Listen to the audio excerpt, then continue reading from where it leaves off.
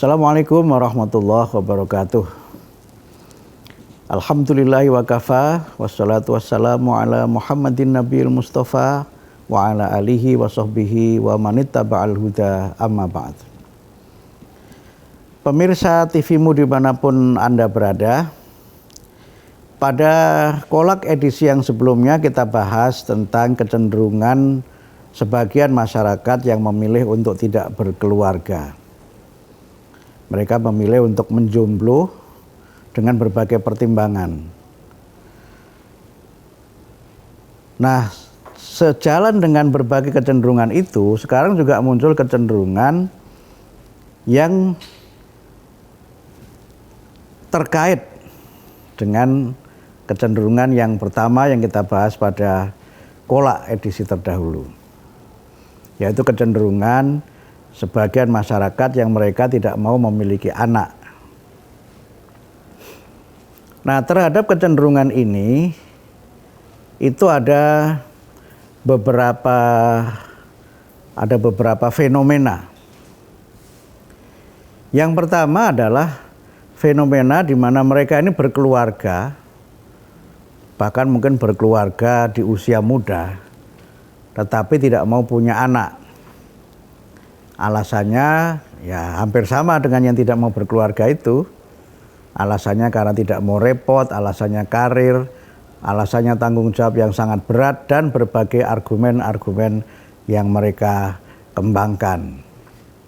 Tapi at the end ujungnya sama, tidak mau memiliki keturunan. Kemudian yang kedua ada juga begini, orang yang mau punya anak, tetapi hanya untuk sekedar bisa mendapatkan tunjangan sosial. Nah, kecenderungan ini ada di negara-negara maju juga. Karena apa? Di beberapa negara maju, terutama negara yang sudah pada tingkat welfare state atau negara sejahtera, single parent, menjadi orang tua tunggal, itu mendapat tunjangan keluarga dari negara. Jadi ada misalnya pasangan yang berhubungan dengan pasangan yang lainnya. Katakanlah si fulan dengan si fulana, mereka kumpul tanpa ikatan perkawinan dengan sebuah kontrak. Kontraknya kalau nanti punya anak, mereka berpisah. Dan anak itu nanti yang mengasuh disepakati, apakah yang mengasuh bapaknya atau si laki-lakinya, si fulan itu, atau yang mengasuh si ibunya atau si fulanah itu. Nah, dengan demikian mereka ini menjadi single parent gitu.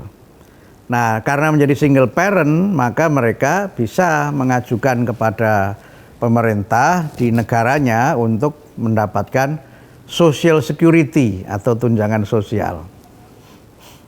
Nah, kecenderungan yang ketiga adalah mereka ini berkeluarga, tidak mau memiliki anak, tetapi mengangkat anak gitu.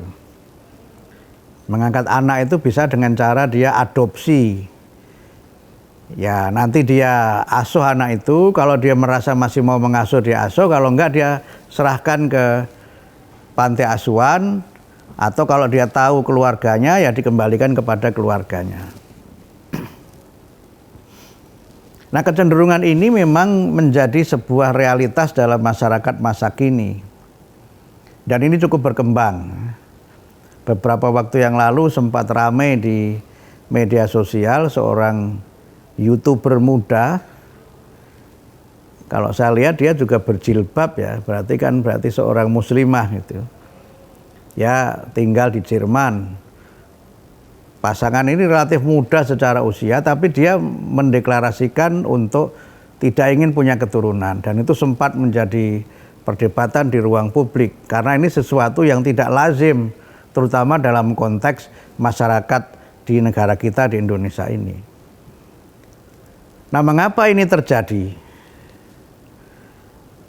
Salah satu hal yang menjadi sebab berkembangnya tren kecenderungan ini adalah pergeseran pandangan mengenai keluarga dan mengenai hubungan suami istri dalam keluarga.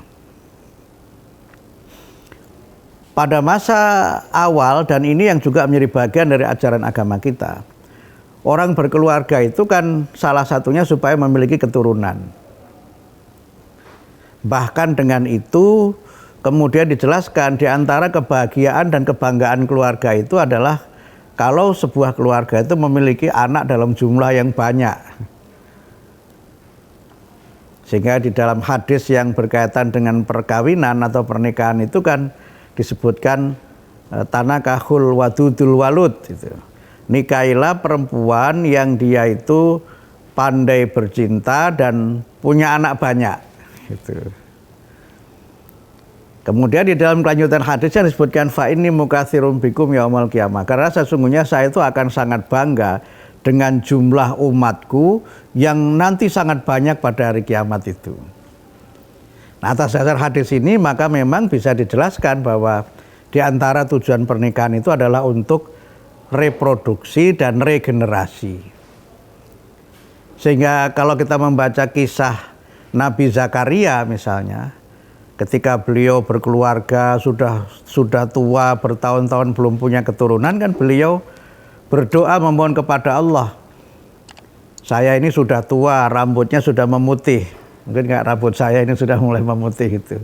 Kemudian saya lihat sepertinya istri saya ini juga seorang yang mandul, tapi saya tidak berputus asa mengharapkan rahmat darimu ya Allah, saya tetap ingin engkau anugerahi keturunan yang akan mewarisi keluargaku dan keluarga Yakub. Nabi Ibrahim juga begitu. Beliau lama berkeluarga, belum dikaruniai keturunan. Sampai akhirnya kemudian beliau bersama istrinya yang pertama Sarah itu pergi ke Mesir. Dan di Mesir kemudian diberi hadiah oleh Raja Mesir itu seorang perempuan bernama Hajar. Di dalam kisah para nabi yang ditulis oleh Ibnu Katsir itu ceritanya sangat menarik ya, bagaimana sampai akhirnya Ibrahim itu dihadiahi seorang perempuan yang kemudian menjadi istrinya bernama Hajar itu. Nah, kemudian Nabi Ibrahim walaupun sudah berusia tua tetap berharap punya keturunan dari pernikahannya itu. Sehingga lahirlah dari Hajar itu putra beliau yang bernama Ismail. Dan kemudian beberapa tahun kemudian dari istrinya Sarah itu lahirlah juga seorang putra yang bernama Ishak. Jadi pernikahan itu adalah bagian dari proses reproduksi dan regenerasi. Supaya ada yang melanjutkan perjuangan, supaya ada yang menyempurnakan cita-cita dari orang tuanya itu. Jadi kalau ada orang yang kemudian berkeluarga dan tidak mau punya keturunan, itu malah terjadi apa yang disebut dengan degenerasi atau keterputusan generasi. Nah, bagaimana itu terjadi dan bagaimana kita menyikapinya, nanti kita akan bahas pada segmen yang berikutnya. Pemirsa Kolak dimanapun Anda berada, mudah-mudahan sudah pada menikmati kolak juga ya. Kita lanjutkan. Tadi kita membahas bahwa terjadinya kecenderungan child free itu kan karena filosofi mengenai perkawinan atau pernikahan yang berubah. Pernikahan itu kan pada awalnya dimaksudkan untuk fungsi dari regenerasi. Dan hubungan laki-laki dan perempuan itu adalah bagian dari proses di mana mereka terikat dengan pernikahan dan regenerasi itu. Tapi belakangan muncul paham di mana relasi laki-laki dan perempuan itu lebih dimaknai sebagai proses rekreasi. Bukan lagi regenerasi dan reproduksi, tapi rekreasi untuk seneng-seneng saja gitu. Yang dalam konteks tadi kelompok free sex itu, ya mereka karena rekreasi, mereka cenderung berganti-ganti pasangan sesuka mereka. Seneng dia lakukan, nggak seneng dia tinggalkan. Malah dalam masyarakat yang mengikuti free sex itu, di kehidupan mereka itu ada namanya casual sex gitu. Relasi seksual yang untuk seperti orang ya casual aja, sesuatu biasa gitu, selesai gitu. kalau saya menyebut itu casual sex itu seperti seksnya ayam. Selesai sudah nggak ada urusan itu. Atau kucing masih ada urusan lah nanti kalau yang betina itu hamil atau mengandung kemudian nanti melahirkan juga bapaknya datang lagi gitu. Ini kalau ini seperti casual sex itu seperti ayam itu aja gitu. Nggak ada ikatan apapun, ya hanya untuk seneng-seneng aja gitu. Nah karena pandangan yang seperti itu, maka kemudian mereka berganti-ganti. Sebagaimana orang rekreasi kan tidak mungkin toh orang rekreasi itu mengunjungi tempat yang sama. Dia pindah-pindah tempat rekreasinya itu. Nah ini juga seperti itu. Bahkan tidak hanya itu, cara mereka berhubungan juga seperti orang rekreasi, macam-macam. Sampai akhirnya mereka melakukan dengan cara-cara yang tidak sesuai dengan agama, bahkan merusak fisik manusia sehingga menimbulkan berbagai macam penyakit. Ya, sebagian dari berbagai penyakit kelamin, bahkan penyakit misalnya HIV/AIDS itu kan bermula dari perilaku yang seperti ini. Nah, pada awalnya perilaku seperti ini dianggap menyimpang, terutama dari sisi akhlak. Nah, sekarang sebagian menganggap ini sebagai sesuatu yang biasa, bahkan menjadi tren, tidak lagi dianggap menyimpang. Dan itu akan menimbulkan masalah sosial yang sangat serius. Oleh karena itu, maka terhadap kecenderungan ini, selain tadi ada orang yang berkeluarga tapi tidak mau punya keturunan, ada juga orang yang misalnya mau punya anak tapi tidak mau hamil. Gimana kok bisa mau punya anak tapi tidak mau hamil? Alasannya kalau hamil nanti tidak cantik lagi. Kalau hamil menjadi tidak menarik dan ada keterhambatan dari sisi karir dan sebagainya.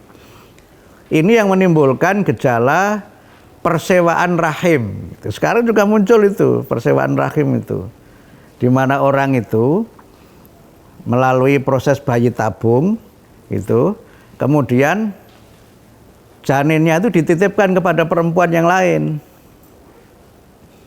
Nah, nanti setelah kemudian lahir, ya dianggap anak itu adalah anak dari si fulanah itu yang menitipkan janinnya itu kepada perempuan lain. Jadi sekarang ada itu persewaan rahim seperti itu. Ada orang yang dibayar untuk hamil. Alasannya apa? Dia nggak mau hamil karena nggak mau repot, nggak cantik lagi dan sebagainya. Nah ini kan kecenderungan kehidupan yang hedonistis seperti ini yang memang perlu kita waspadai, kita sadari, karena yang menjadi target dari pola dan pandangan seperti ini adalah anak-anak muda. Karena mereka menganggap ini gaya hidup masa kini, apalagi ketika yang melakukan itu para selebriti, dan memang mereka masih dalam tahapan proses mencari idola. Dan ketika idolanya berbuat seperti itu, bisa jadi dia akan secara sangat sederhana gitu meniru tanpa pertimbangan pemikiran yang sangat matang. Inilah pentingnya bimbingan agama bagi generasi muda, dan pentingnya semua kita ini tidak menganggap kecenderungan ini sebagai semata-mata tren yang biasa saja. Karena itulah maka kalau tren ini akan terus terjadi, tadi saya menyebut ada ancaman degenerasi, keterputusan generasi. Nah, ancaman degenerasi itu kan ada dua dalam pandangan saya. Yang pertama itu degenerasi nasabiah. Seorang yang terputus generasinya karena tidak punya keturunan. Tidak punya keturunan itu berbeda dengan tidak mau punya keturunan. Dia tidak punya, sebenarnya sangat ingin, bahkan sampai ada yang bayi tabung, bayarnya sampai ratusan juta. Sampai ikhtiar bagaimana supaya punya keturunan. Lah kok ini ada orang yang kemudian diberi anugerah oleh Allah, dia bisa punya keturunan, kok tidak mau? Bukan karena dia punya penyakit atau kendala yang mengancam keselamatan hidupnya, tapi semata-mata karena ingin bebas, nggak mau terikat, nggak mau terbebani dengan berbagai macam hal yang membuat dia itu tidak berkembang. Ini saya kira pandangan hidup yang tidak sesuai dengan Islam. Nah yang seperti ini bisa menjadi sebab terjadinya degenerasi nasabiah. Sekarang banyak kan di negara-negara maju yang jumlah penduduk tua dengan kelompok muda itu tidak berimbang. Dan negara ini mengalami masalah demografi yang serius. Negara ini sering disebut dengan aging country. Negara yang masyarakatnya sebagian besar adalah kelompok usia tua. Ini akan menjadi masalah kalau negara tidak cukup kuat, bisa menjadi masalah yang sangat serius secara ekonomi. Nah, ancaman degenerasi yang kedua itu adalah degenerasi diniyah atau keagamaan, di mana antara orang tua dengan anaknya, antara anak dengan cucu, ini sudah tidak memiliki akidah yang sama, kemudian keyakinan keagamaan yang sama, bahkan mungkin sebagian dari generasinya itu menjadi musuh bagi orang tuanya. Nah, agar itu tidak terjadi, maka marilah kita bersama-sama meningkatkan pendidikan bagi generasi muda, pendidikan dalam keluarga, dan terutama adalah bagaimana kita menanamkan nilai-nilai kemuliaan dari ajaran agama Islam dan nilai-nilai berkeluarga sebagai bagian dari kita membangun umat dan membangun bangsa. Harapan cita-cita kita adalah memiliki keturunan yang solih dan solihah, karena mereka inilah yang akan mendoakan kita kalau kita kembali ke hariban Allah Azza wa Jalla. Nasrun minallah wa fathun qarib wa basyiril mu'minin. Wassalamualaikum warahmatullahi wabarakatuh.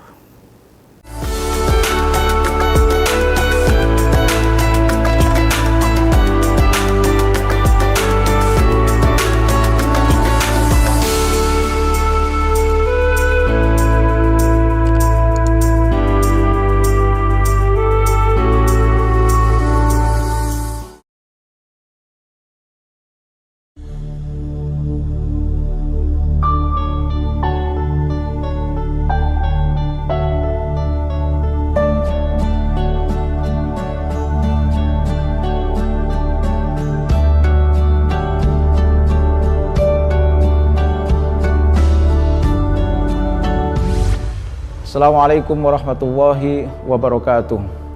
Saya Ma'mun Murad Al-Barbasi, Rektor Universitas Muhammadiyah Jakarta. Universitas Muhammadiyah Jakarta adalah universitas tertua di lingkungan perguruan tinggi Muhammadiyah dan Aisyah. Tentu tak cukup kita berbangga sebagai universitas tertua. Saatnya kita harus bangga dengan prestasi-prestasi yang kita gapai. Tidak mudah memang, namun dengan kerja cerdas, kerja keras, kerja profesional, dan kerja ikhlas, insya Allah kita mampu menggapainya, menggapai kebanggaan dengan prestasi.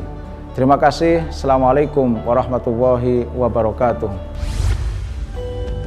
Universitas Muhammadiyah Jakarta hadir sebagai perguruan tinggi swasta yang konsisten, mencetak generasi unggul di masa depan.